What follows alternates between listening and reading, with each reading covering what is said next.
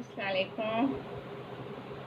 पहचान तो लिया होगा क्योंकि कितने दिन बाद बगैर पर्दे के देखा है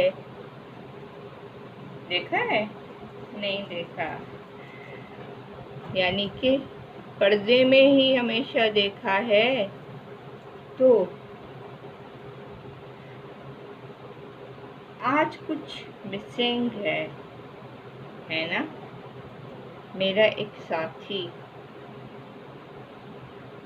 पर वो मुझे ज़रूर मिलेगा। इसके लिए मुझे एक गाना याद आ रहा है, सुना दूँ? हम जुदा हो गए, रास्ते खो गए, मगर हम मिलेंगे, ये याद रखना, मेरी राह तकना। ग्लासेस गुम हो गए ना, पता नहीं कहाँ रख दिए, रख के भूल गई। चलें, आज मैं फौजी उस्मान खट्टी मीठी बातों के साथ एक नया टॉपिक लेकर आप सबके सामने हाजिर हूँ, और टॉपिक का नाम है असेसमेंट। असेसमेंट यानी जांच पड़ताल। अब हम असेस क्यों करते हैं, जांच पड़ताल क्यों करते हैं किसी भी चीज़ की, सबसे पहले ये जानना बड़ा ज़रूरी होता है। किसी भी शख्स की काबिलियत को जानने के लिए हम उसे असेस करते हैं, हम उसकी जांच पड़ताल करते हैं। जैसे इम्तिहान हो गए हमारे, इम्तिहान या कोई टेस्ट, एक सबक पढ़ाया मिस ने और सर ने कोई सबक पढ़ाया और उसने बच्चे का असेस किया कि आया वो इस सबक को सीख पाया है या नहीं, तो इसे कहते हैं असेसमेंट। टू असेस, जांच पड़ताल करना।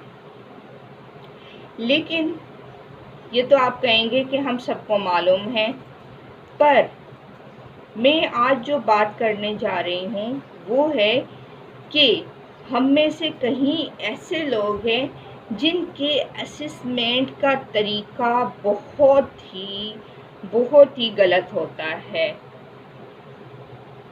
भाई, आप असेस क्या करना चाहते हो वही असेस करें ना,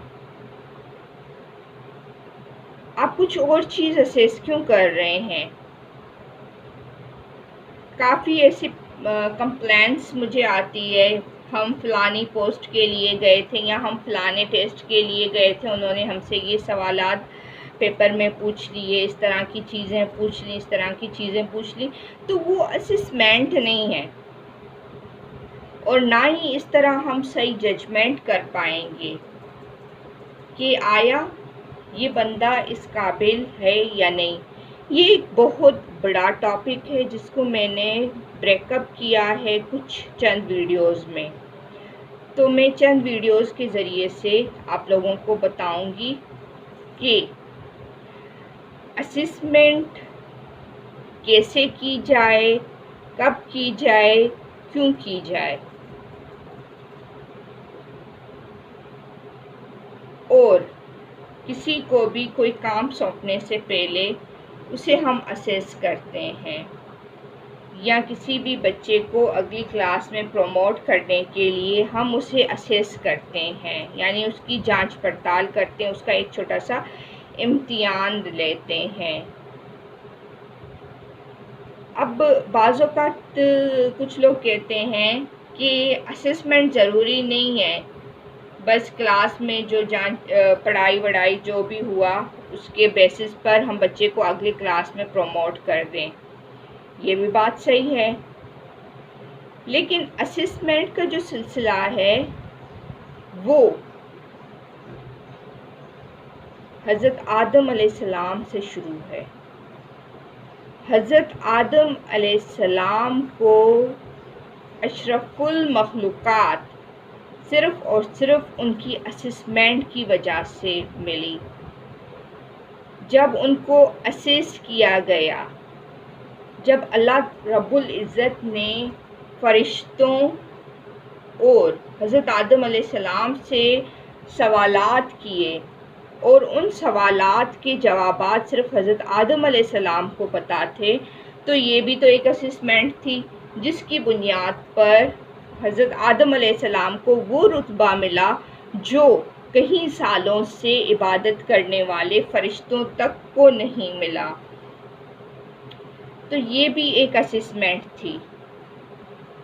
हम असेसमेंट को अपनी लाइफ से अलग नहीं कर सकते।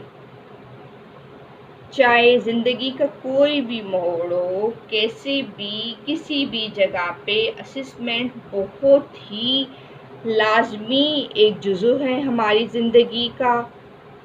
बहैसियत उस्ताद नहीं, आप चाहे किसी भी प्रोफेशन से ताल्लुक़ रखते हैं, आप एम्प्लॉय रखते हैं अपने पास, या आप सेक्रेटरी रखते हैं, या आप कोई भी जॉब के लिए किसी को भी हायर करते हैं, तो उसकी आप एक असेसमेंट करते हैं।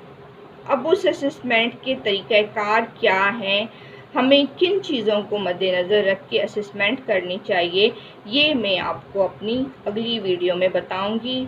तब तक के लिए अल्लाह हाफ़िज़। दुआओं में याद रखिएगा और दुआ कीजिएगा कि मेरा ये चश्मा मिल जाए।